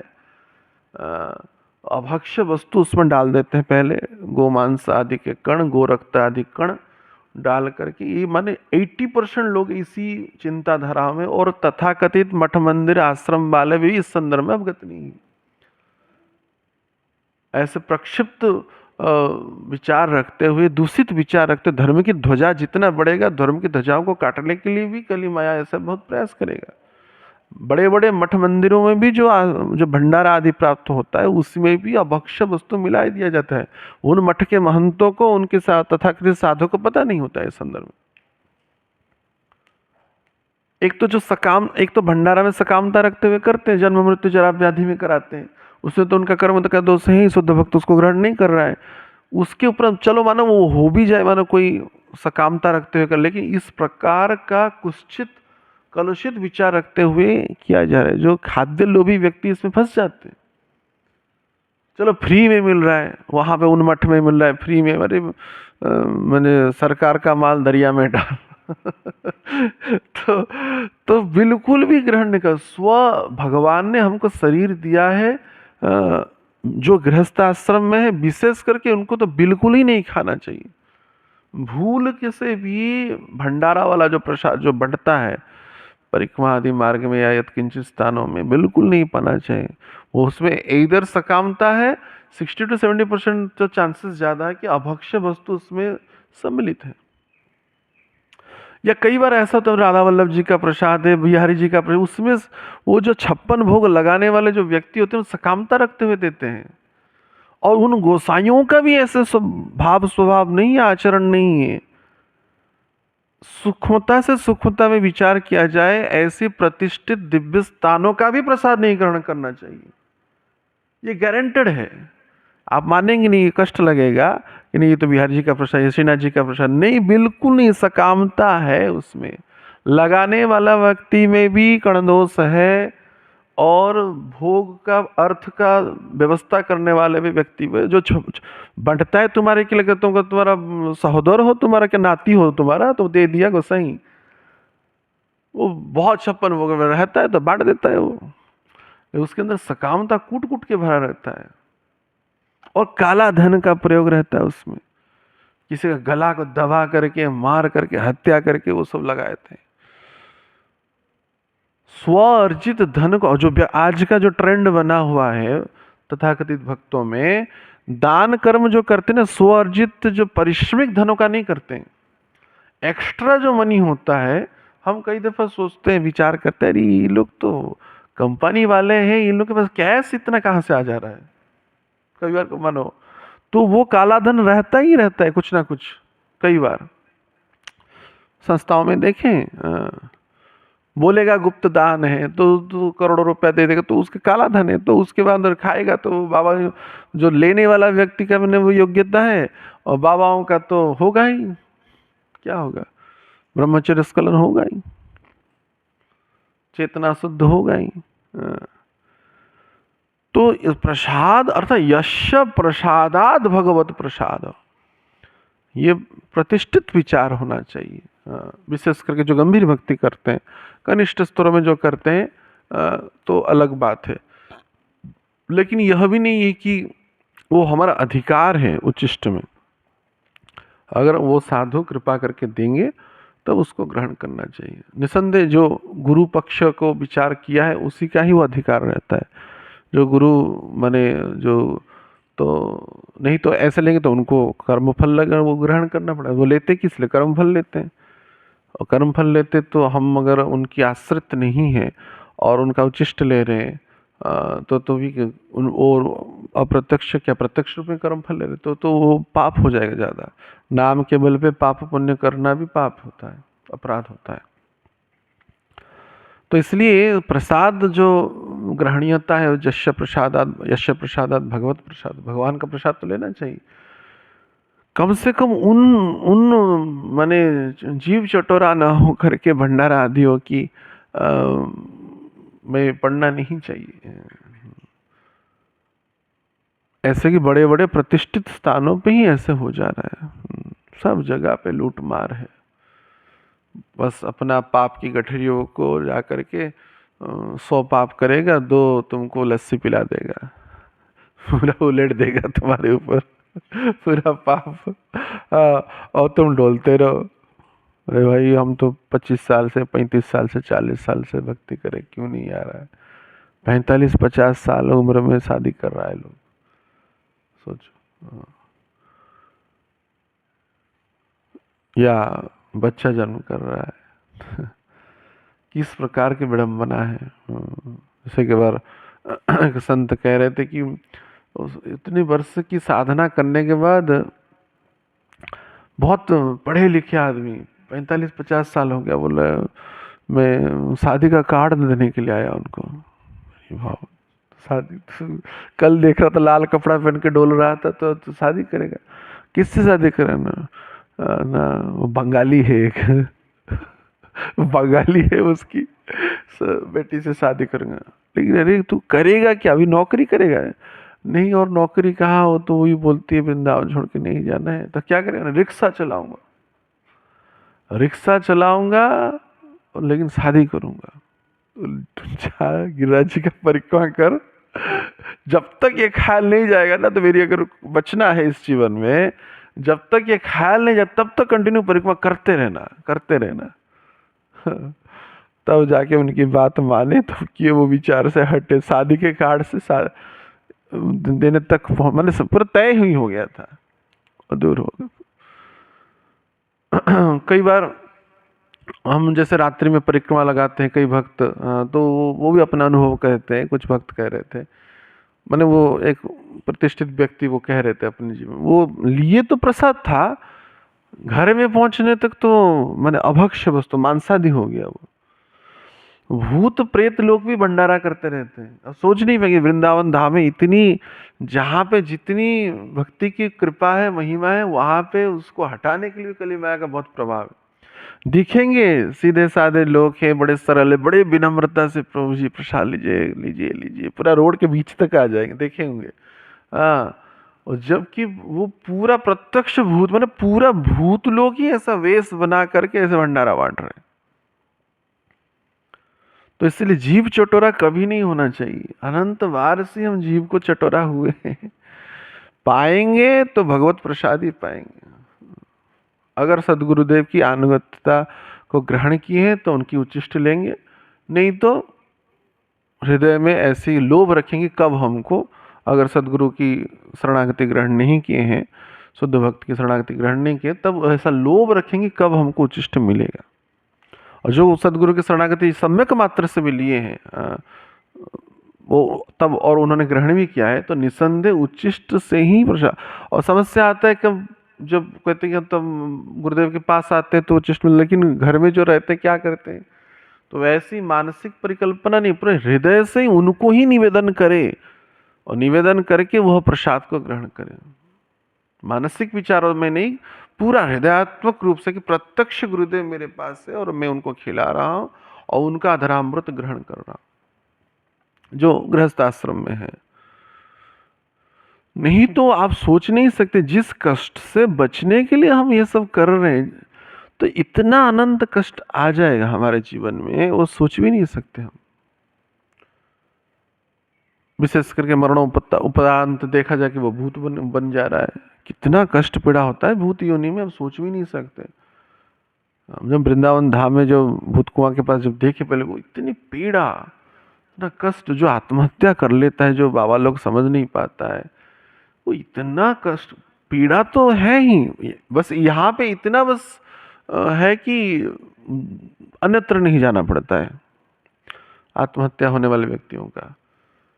और लेकिन कष्ट तो वही जो शास्त्रों में लिखा गया है, वृंदावन धाम की बस इतनी महिमा है कि हाँ, यहाँ पे यह कर्म होने के उपरांत भी बहिर्गत यम आदि लोक नहीं जाते या भूवलोक आदि नहीं जाते, लेकिन यहाँ पे तो राधा रानी तब पर भी जो शास्त्रीय नियम के हिसाब से जो कष्ट विधान की जो व्यवस्था है वो तो यहाँ पे किए ही है, किए ही। तो इसलिए ये सब मूर्खता न कर, चंद लाभ के लिए, चंद जीवा लालसा के लिए हम बिल्कुल जीवा चोटरा ना हो। कई लोग कहते हैं, जैसे अभी कुछ भक्त आए थे, कुछ बच्चे सुनते नहीं, वो बाहर का चीज खाते ही ये मांगते ही। पूरा प्रयास करे कि भगवान को भोग लगाए, निवेदन करे, और सदगुरुदेव को निवेदन करके ही उसको ग्रहण करे। यश प्रसादात भगवत प्रसाद करके ही करे, बाहर का चीज बिल्कुल ही न खाए। भोक्ता जो है वो भगवान और गुरु खा सकते हैं, अगर यह अनुमोदित करेंगे प्रचार आदि क्रम में, यात्रा आदियों में, तो वो ग्रहणीय हो सकता है। परंतु प्रत्यक्ष रसोई करने वाला जो चीज है, वो भगवान को और गुरु को निवेदित होते हुए प्रसाद पाना चाहिए। अधरामृत, जो अधर लगना ही चाहिए, तब जाके तो अधरामृत होगा। अधर नहीं लगेगा तो कैसे अधरामृत होगा। और कौन सा चीज अधरामृत होगा, जो वो कहे पत्रम पुष्पम फलम त्वयम, या ऐसा नहीं कुछ भी भक्षण कर ले। हम नहीं जानते थे, विगत कुछ दिनों में एक भक्त कहे कि ऐसे भी परंपरा शालिग्राम जी को भी मांस लगाते हैं कुछ जगहों पे, ऐसी गलत परंपराएं उत्पन्न हो रहा है। शालिग्राम जी को भी मांस भक्षण कराते हैं, माने भोग लगाते हैं। और इस जगत में तो क्या नहीं है, कोई एक भैरव बाबा है वो दारू पीता है। तो भैरव को तो हमने देखा, तो वो तो दारू नहीं पीता है, और कुछ पीता है। भैरव को दारू पिला रहा है यहाँ पे। और क्या है, कल का ना, क्या कल का जी, दिल्ली में एक जगह है ना वहाँ पे, सिगरेट से आरती और धूप धूप माने उसका सिगरेट धूप दिया जाता है। ऐसे कुछ परंपराएं हैं। हाँ, हाँ लाइन लगा रहता है। सोचिए, मैं भैरव बाबा के पास गया था देखने के लिए, क्या है भैरव बाबा, कुछ नहीं है, बस भूत है एक, कुछ भैरव टैरव नहीं है। एक भूत। मैं गया था उज्जैन, जब गया था मैं भैरव के पास, जो है ना इस दारू पिलाते, इतना दुर्गंध करते हैं वो स्थान, इतना दुर्गंध। लोग जाते हैं। भारत में एक वो एक होता ना, एक हास्यास्पद विषय होता है, एक पोल खुंटी था दक्षिण भारत में, कोई कॉमेडी करके कह रहा था, वो तो इतने लोग माने अंधविश्वासी हैं, एक पोल खुंटी था कि इतना किलोमीटर, तो वो क्या किया, उसको भूख लगने लगा, वो व्यक्ति को, बस में उतरा, वो गरीब था, तो वो पोल खुंटी के ऊपर ही लाल चादर डाल दिया, उसे एक माला लगा दिया, और मैंने वो प्रणाम करके वहां पे बस बैठने लगा। तो जो भी बस आता आता देखा, भारत में पढ़ा ना देवी जी के है, हाँ, तो वहां पे नारियल फोड़ता, केला लगाता, हाँ, कुछ के बाद तो मुर्गी काटने के लिए, मैंने बलि देने के लिए आगे, तो बहुत ही प्रसिद्धि होके मैंने पूरा कब्जा करके मंदिर बनाने का स्थिति आ गया, किसी को पता ही नहीं। हाँ। तब हाँ, वो जो डीएम एक था, मान डिस्ट्रिक्ट मजिस्ट्रेट था, बोले भाई ये तो बड़ा समस्याजनक है कि ठीक है, भावनाओं का श्रद्धा है, लोग वहाँ पे माने मजारा जैसे करते हैं वैसे कर लिया था घेराव करके, लेकिन बस आदि चलने में समस्या हो रहा था, कुछ नहीं है वहाँ पे। तो वो सब और ये रहस्य किसी को पता नहीं। तब वो उसका उसका इतिहास ढूंढने का प्रयास किया, तो इतिहास ढूंढा तो कुछ कुछ तो है नहीं, था ही नहीं, कैसे हो गया, तो रात्रि काल में सुनसान जब हो गया, तो वो चेक करने के लिए, तो सब खोल खाल के देखे तो पोल खूंटी है। इतना किलोमीटर लिखा हुआ है। ऐसे लोगों की मूर्खता, उसमें लाल चादर डाल दिया, सिंदूर थोड़ा उड़ेल दिया, बस हो गया, देवी यही हुआ, लोग आके, और लोग मैं देवी हूँ, ये हुई वो हूँ", नीम पत्ता झाड़ रहे हैं, वो कर रहे हैं। अब सोचिए, इधर भी कोकिला ने शनि देव का इतना बड़ा विग्रह बनाया है। ये ब्रजवासी लोग भी मैंने श्रद्धावान तो ठीक है, वो बोलते लाला, हनुमान जी के पास जाकर बोलते लाला का ख्याल रखें, वो ठीक है, लेकिन शनि वो अब देखे शनिवार को बिहारी जी के सामने वो तेल लेकर घूमता है एक बंदा, हाँ, और जगह जगह पे परिक्रमा मार्ग में शनि बाबा का मंदिर, मैंने किस धारा में किस मैंने जा रहे हैं लोग। सकामता का दौर, या जैसे कोई एक बाबा है जो पर्ची काटता है, ये करता है, उसके बाद भीड़ क्यों है, कि सकामता, जहाँ आशीर्वाद दिया तेरा ये हो जाएगा, अरे तू क्या आशीर्वाद देगा, तू क्या आशीर्वाद, पूरा सरासर ये ढोंग और पाखंड ही है, निसंदेह। क्योंकि लोगों का कल्याण तुम्हारी वाणी में कैसे प्रभाव हो सकता है, तुम किसी के प्रारब्ध को कैसे चेंज कर सकते हो, और लोगों के अंदर इतनी मूर्खता है, वो जाते रहते हैं, जाते रहते हैं। कुछ भूत प्रेत को इकट्ठा करके बता देता है कि हाँ इसका ये समस्या है, आ, तो उसको लेकर, लेकिन ठीक है, जो काम अगर सनातन का प्रचार करे इस माध्यम से कभी नहीं होगा, गलत राहों के माध्यम से, गलत परंपराओं के माध्यम से हनुमान जी का भक्ति बोल देंगे, भगवान कृष्ण का भक्ति बोल देंगे, ये शनि का भक्ति बोल के, और सनातन का प्रचार कभी नहीं हो सके, स्वप्न साकार कभी नहीं होगा। भावनाएं उत्तम हो तो धारा भी उत्तम होना चाहिए। भावनाएं अगर आपका उत्तम है कि सनातन का प्रचार हो, हिंदुत्व, निसंदेह भावनाएं अगर उत्तम है, तभी धारा भी उत्तम होना चाहिए। वास्तविकता यह है, माने धर्म प्रज्युत कैतव, इसको कहते हैं कैतव धर्म, भागवत में है ना, धर्म प्रज्युत कैतव्य निमर्षण, क्या है श्लोक, हाँ, तो निमर्षणों के द्वारा ये वास्तविक धर्म, जो धर्मस्तु साक्षात भगवत प्रणीतम, भगवान ने प्रणयन किया तो भगवान ही पर्चा काटते ना बैठ के। भगवान से बड़ा तो कोई हो सकता है? भगवान ने पर्चा काट के ऑलरेडी भेज दिया है। भाई तुम क्या पर्चा काटोगे? भगवान ने तो पर्चा काट के कर्म का गांठ लेके, वो गठरी लेकर के जन्म हुआ है। कौन ऐसा दूर कर देगा? बताइए। तथाकथित सिद्धियों के द्वारा थोड़ा चुटरू मुटरू कुछ हो सकता है, कुछ नहीं होगा। इससे भ्रमित और खंडित करना है सनातन को, धर्म को, संस्कृति को। ऐसे कुछ नहीं होगा। ऐसा ही होता तो क्या वाल्मीकि, पराशर, नारद से बड़े हम संत हो जाएंगे? वो लोग ही ऐसे पर्ची काट करके सकामता दूर करते ना, तेरा चाकरी हो जाए, तेरा नौकरी हो जाए, तेरा बेटे का शादी हो जाए, बेटी का ये हो जाए। ये बिल्कुल, लोग भी इतने अंधे हैं। जैसे उड़ीसा में कोई सारथी बाबा था, तो जाते तो समय आया पर्दाफाश। तो कहाँ गया वो? दूध निकलता था, ये भी गया था बोलता। विद्यापति। वो सीमेंट का गाय था, उससे दूध निकल रहा है। लोग इतना बड़े बड़े आईएएस ऑफिसर, मंत्री, आला अधिकारी जा रहे हैं उसके पास। इसका मूल अंदर क्या कारण? क्या? सकामता। सकामता। इस ऐसे ही यहाँ पे हम प्रसाद के संदर्भ में अधरामृत के विषय में विचार करें। सकामता रखते हुए उच्चिष्ट चरणामृत और चरण रज को नहीं लेना है। सकामता लेते हुए अगर रखे करेंगे तो वो बिल्कुल क्रियाशील नहीं होगा। जहां पे सकामता आ गया वहां पे ही भक्ति खंडित हो गया। ममो जन्मनि जन्मनीश्वरे भवता भक्तिर अहेतुकित्वी। अरे इस जगत के ही कामनाओं में तुमको पूजा चाहिए, लाभ चाहिए, प्रतिष्ठा चाहिए, गाड़ी चाहिए, मकान चाहिए, माला चाहिए, झोला चाहिए, लिफाफा चाहिए, तो ये तो तुम अनंत जीवन से ही कर रहे हो। भक्ति का आश्रय लेते हुए अगर यही अगर विचार, कौन सा बुद्धिमत्ता रहा विचार करिए। उसी फिर से ही जीवन मिलेगा, फिर से तुमको लात पड़ेगा, यमराज का दंड भुगतना पड़ेगा, नरक भुगतना पड़ेगा, डंडा खाना पड़ेगा। तो जिन भक्ति, इसलिए यहाँ पे उत्तम भक्ति की हम चर्चा कर रहे हैं। तो उत्तम भक्ति के सूत्र में अधरामृत, चरणामृत और चिष्ट आदि निष्काम भाव से ले।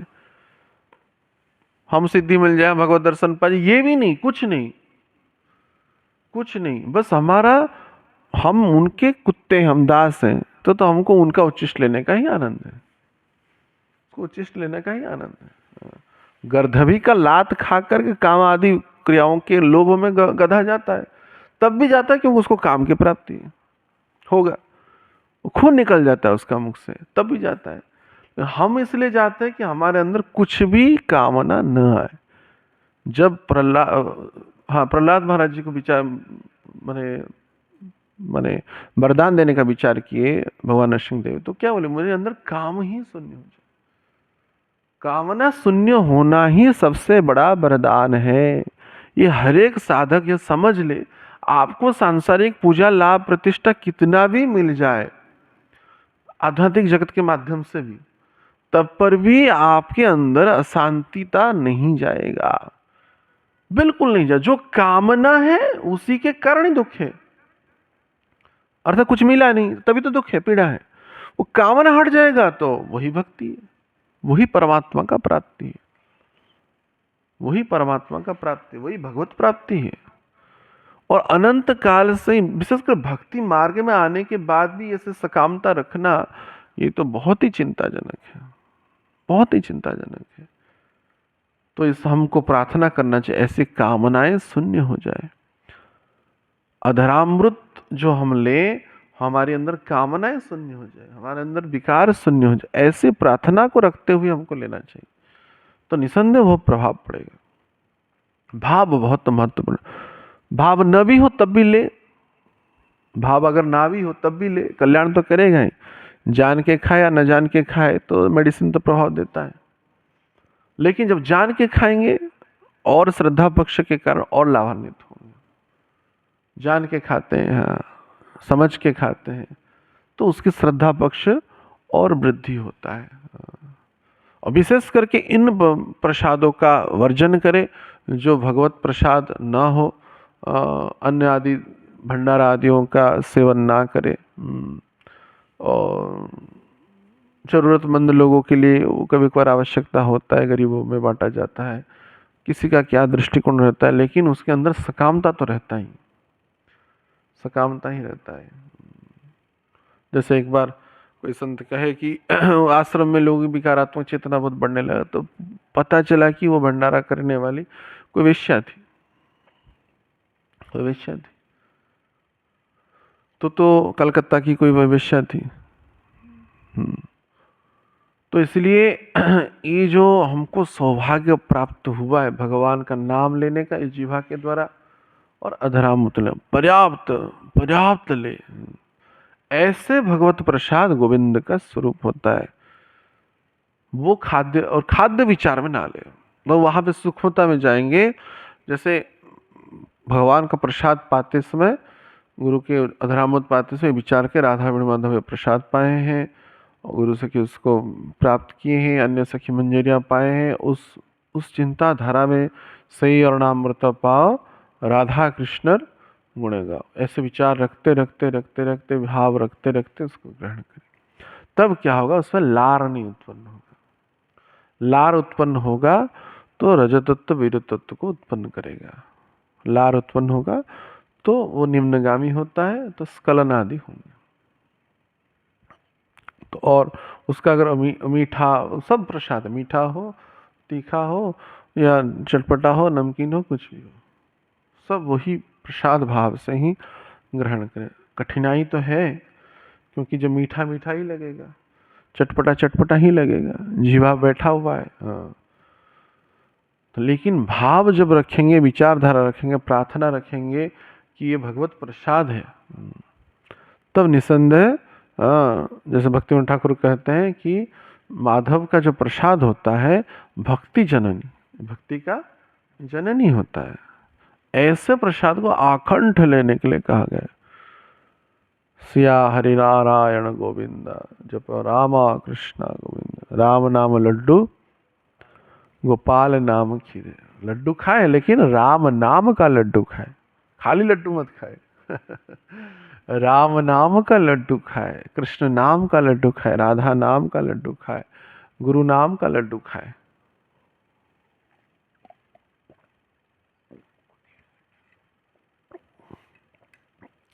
गोपाल नाम खीर, और कहा कि सही और नाम मृत पाओ, राधा कृष्ण गुण गाओ।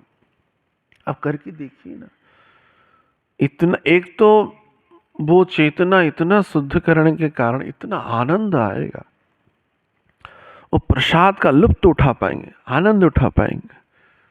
आकंठ भी भोजन करें, कोई दिक्कत नहीं होगा, कोई समस्या नहीं होगा, क्योंकि यस्य प्रसादात भगवत प्रसाद हो, और भगवान का प्रसाद कभी भी अनिष्ट नहीं कर सकता है, कभी भी नहीं कर सकता है, किसी भी क्रम में नहीं कर सकता है। लेकिन भावना वैसी रहना चाहिए, राम नाम लड्डू गोपाल नाम खीर, तब जाके यह अपनी कल्याण का परम सूत्रपात करेगा। तो इसलिए जागतिक विचारों में जो हम देखते हैं, खाद्य एक शरीर की आवश्यकता होता है, फूड, जो food for life, food for life, जीवन के लिए खाद्य चाहिए, निसंदेह है। लेकिन वो खाद्य, वो जगत को उसकी अर्थ न मैंने समझ नहीं पाएंगे, प्रसाद नहीं बोले, लेकिन फूड माने यहाँ पे प्रसाद है। जीवन की जो वास्तविक जो बागडोर है, अगर, क्योंकि अर्नाद भवंति भूतानी, अर्नाद भूतों को जन्म करता है। आप अर्ण के कण में अनंत जीवात्माएं रहते हैं, उसको ग्रहण करते हैं। जैसे अनाज खाने के बाद ना फल आदि, और कई देखे तपस्या क्रम में दुग्ध आदि फल आदि क्यों लेते हैं, क्योंकि सबसे ज्यादा जो माने भूत होते हैं वो अन्न में ही, अनाज में ही। चाहे कोई भी प्रांत का व्यक्ति हो, देखिए भारतवासी हो, अमेरिका वासी हो, लंदन हो, अनाज खाता है, अनाज खाता ही है। चाहे कोई बाजरा खाए, कोई गेहूं खाए, कोई मैदा खाए, ब्रेड खाए, रोटी खाए या चावल खाए, अनाज खाता है। तो अर्णमय ब्रह्म माने शरीर का किया गया है। तो उस अर्ण में भूत बहुत रहते हैं, अर्थात जीव आत्माएं बहुत रहते हैं। चातुर्मास में जब यह माने फलों से फूलों से प्रबुद्ध हो जाता है परिवेश, तो वहां पे बारिश में ओजो तत्व गिरते हैं। और यह भी देखा गया, हमने कई अनुमान भी किया, चतुर्मास में सबसे ज्यादा दिमाग खराब होता है, कामादि विकार ज्यादा आ जाते हैं और खाने पीने का सामान बहुत ज्यादा मिल जाता है, कमी नहीं रहता, पानी का कमी नहीं रहता है, बारिश होता है, तो उसमें भोग की वासनाएं प्रवृत्ति बहुत वृद्धि होती है। अन्न में ही अन्नात् भवन्ति भूतानि, उसमें भूत हैं बहुत, और वो जब कण के रूप में, खाद्य के रूप में शरीर में जाते हैं, तो उन इंद्रियों की भावनाओं को, वासनाओं को और वृद्धि करा लेते हैं। पहले से ही तो परेशान थे, और ज्यादा परेशान कर लेते हैं।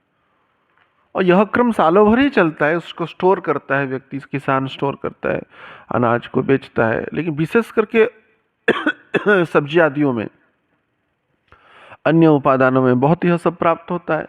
तो चेतना अशुद्धिकरण होता है, तब वो उसको प्रसाद, जब तक उसकी कर्मों का फल को, पापों का फल को कब दूर होगा, जब वो भगवान को निवेदित किया जाएगा, माधव को भगवान को निवेदन कर दिया जाएगा, तो उसका कर्म का जो फल है, कि वो भावनाएं, ऐसा नहीं होना कि मैं खा रहा हूं इसलिए भोग लगा रहा हूं, नहीं, भगवान को भोग लगा रहे हैं इसलिए हम खा रहे हैं। ये भावनाएं भी बहुत लोगों में नहीं होता है। हम खा रहे हैं इसलिए भगवान को भोग लगा, नहीं, भगवान ग्रहण कर रहे इसलिए हम खा रहे हैं, क्योंकि हम तो प्रसाद भोजी हैं। भगवान अगर नहीं पाएंगे तो हम ग्रहण करेंगे कैसे, करेंगे कैसे? तो भगवान ग्रहण कर रहे हैं, गुरुदेव ग्रहण कर रहे हैं, इसलिए हम ग्रहण कर रहे हैं।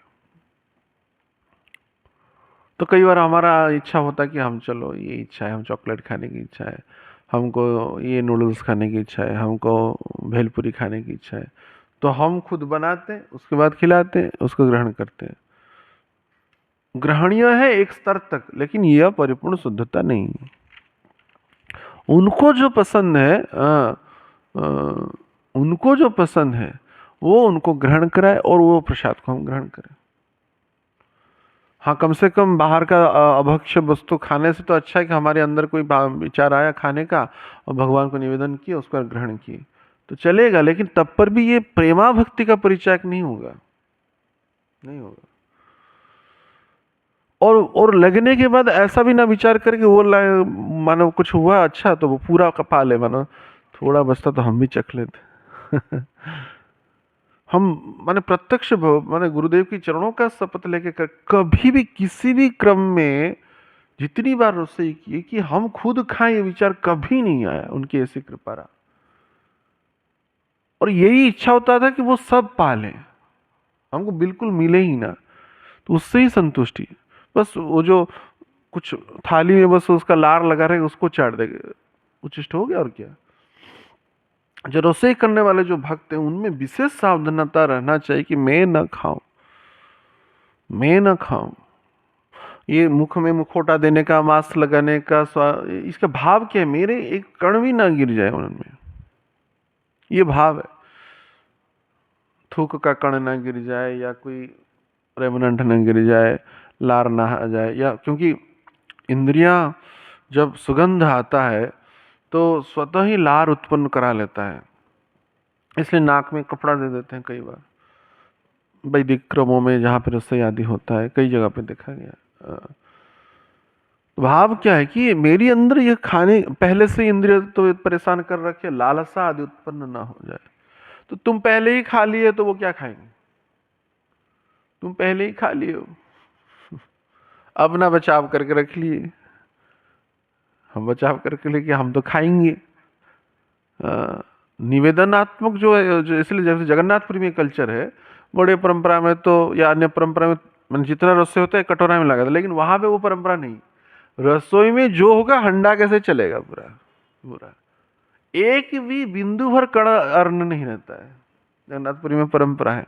वहां पे प्रसाद की महिमा इतना क्यों है व्यावहारिकता में आज के इस कलिकाल के सत्र में भी, क्योंकि वहां पे मूल भावना जो मन जो है कि पूरा का पूरा ठाकुर जी खाए। हम अधिकतर क्या करते हैं, हम 10 आदमी हैं तो उस हिसाब से रसोई करेंगे, 1-2 कटोरा भगवान को लगा देंगे और उसके हिसाब से हम खाएंगे। वहां पे तो समय काल पात्र के हिसाब से आचार्य उसको ग्रहण किए हैं, गौड़ीय परंपरा में, अन्य परंपरा में।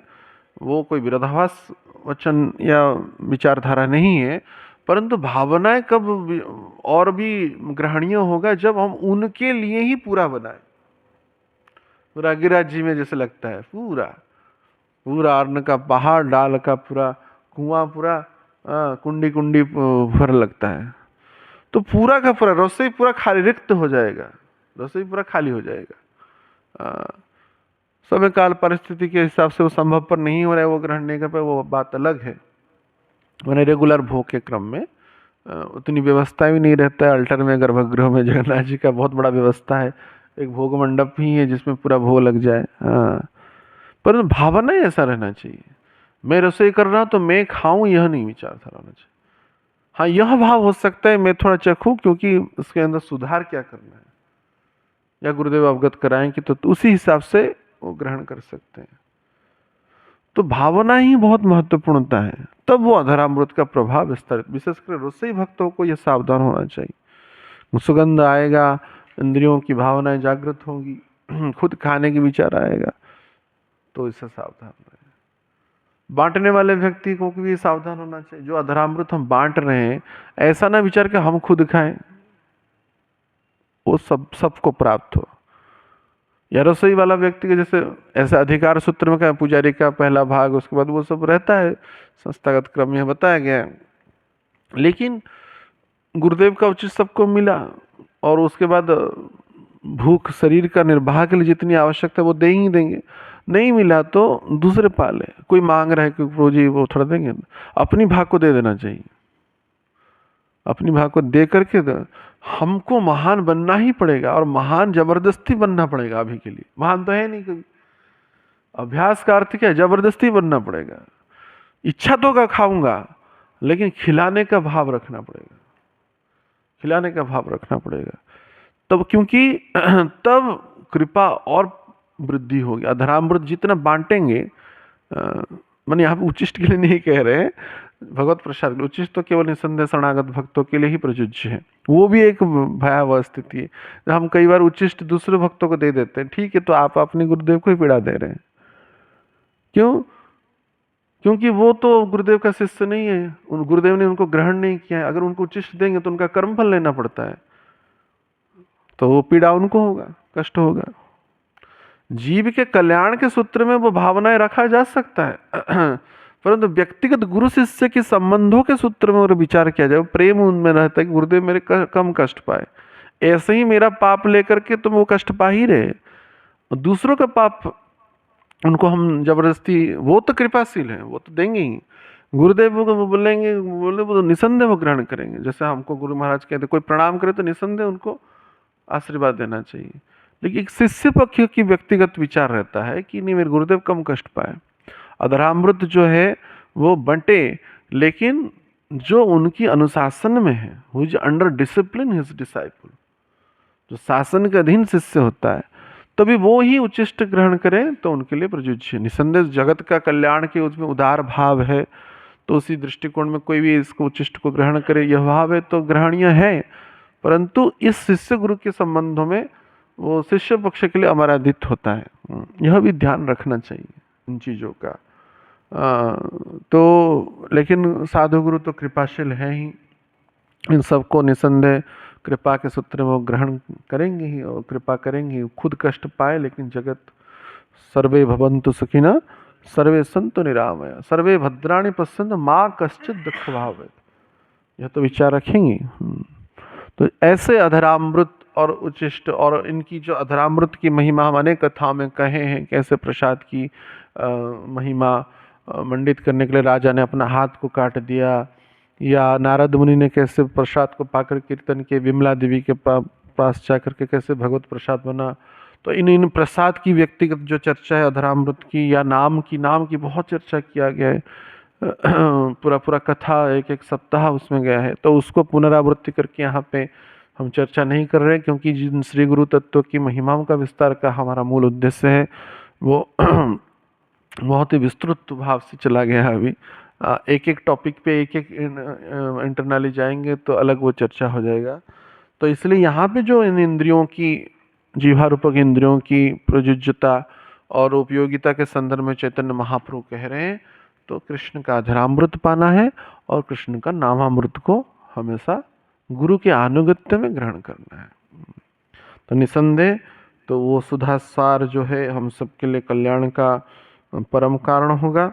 अगर ऐसी नो स्वाद का न चखेंगे, तारा रसना भेक जीवा सम, अर्थात वो मेंढक के जैसा है ऐसी जीवा जो अनायास ही अनर्थकारी वचनों को, प्रज्वल्प को, ग्राम्य कथा को कह रहा है, वो काल को ही निमंत्रण देता है। जैसे एक मेंढक टर टर टर टर करके काल रूपक सर्प को निमंत्रण देता है कि आओ और खाओ मुझे, आओ और मुझे खाओ। इसलिए हर एक साधक को प्रणबद्ध होना चाहिए, निश्चयबद्ध होना चाहिए कि आज से, इसी समय से हम कभी भी किसी भक्त को ना काम करेंगे, ना क्रोध करेंगे, और निसंदेह प्रजल्प आदि न करते हुए, ग्राम्य कथा आदि न करते हुए, जितना भगवान की नाम रूप गुण लीला चरित्रों का, भक्तों का नाम रूप गुण लीला चरित्रों का वर्णना कर सके, सो वाणी से या उसकी चर्चा कर पाए भक्तों के बीच में, तो वही करणीय है। अगर कोई व्यक्ति ऐसा कर रहा है, आपके सहपाठी या व्यक्ति या सह, तो निसंदेह उसको प्रेम से निवेदन करें कि गुरुदेव बारंबार कहते हैं कि प्रजल्प नहीं करना चाहिए। एक तो इन्वॉल्व ना हो, अगर कोई इन्वॉल्व खुद से हो रहा है तो उसको विराम कराए, तब पर वो सुन नहीं रहा है तो उस स्थान को छोड़ के दूर में जाकर के भजन करे। माने उस रूम में कर रहा है तो अन्य कक्ष में आ जाए। तो प्रजल्प में सहभागिता मत है, क्योंकि प्रजल्प करेंगे, अधरामृत और उनकी वाणियों का विस्तार नहीं करेंगे तो माया युक्त विचार हमारे लिए बहुत ही माने अकल्याणकारी समय को, काल को लाएगा। इसलिए ज़्यादा बड़बोला ना होते हुए बड़ सुना होना चाहिए। सुनो ज़्यादा, बड़बोला हम बहुत होते हैं, और बड़बोला होने पहले तो, या अगर उपदेशक ना बने, भक्ति का भी उपदेशक, नाम का उपदेश, लीला का उपदेश भी ना बने, कोई पूछे तो सहायक दृष्टिकोण में उसको सहायता करे। ऐसे में मौनी बाबा ना हो, निसंदेह बोलना चाहिए, लेकिन सहायक दृष्टिकोण से, और वो सहायकता भी निष्काम भाव से, निरहंकार भाव से, गुरु के प्रताप को आधार करते हुए वो व्यक्त करे। तो इन चीज़ों को ऊपर हम विशेष रूप से ध्यान देंगे तो निसंदेह उस अधरामृत का बारंबार पान करते हुए और उन नामामृत का पान करते करते ये जीवा का सदुपयुक्ता होगा, यह वाणी मधुर प्रकट होगा, सौम्य वाणी प्रकट होंगी, और गुरुदेव को तो वो लुभाएगा ही, और अंतिम में गुरु के अनुगत्य में भगवान को भी लुभाएगा, और भगवान उन वाणियों को सुनने के लिए इच्छुक है। वाणी बहुत कर्कश हो गया है, कठोर हो गया है, इसी कारण भगवान उस वाणी को सुन नहीं रहे। तो बोलते हम प्रार्थना करते भगवान क्यों नहीं सुन रहे, इतना प्रार्थना क्या क्यों नहीं, क्योंकि हमारी वाणी कर्कश हो गया, हम किसी भक्त को पीड़ा दी, अपनी वाणी से कष्ट दी, तो उसी कारण वो वाणी, हर एक के हृदय में भगवान है, इसी कारण भगवान वो वाणी नहीं सुन नहीं पा रहे, या सुनकर भी ना सुना हो रहे। तो इसलिए वाणियों को हमेशा ही भगवान के नामामृत से और अधरामृत से, भक्तों के नामामृत से, अधरामृत से उसको माने हाँ महिमा मंडित करते हुए हम अपने जीवन की परम कृतार्थ विषय वस्तु अर्थात भगवत चरण कमल, गुरु चरण कमलों के और अग्रसर हो। हरे कृष्णा कृष्णा कृष्णा हरे हरे, हरे राम राम राम हरे हरे। श्री श्री राधा वृण माधवष्ट सखी वृंद की, गुरु सखी की, समस्त मंजरी गण की, समस्त गोपियन की, शील प्रभुपाद श्री गुरु महाराज की, निताई गौर श्रीतनाथ प्रमानंदे।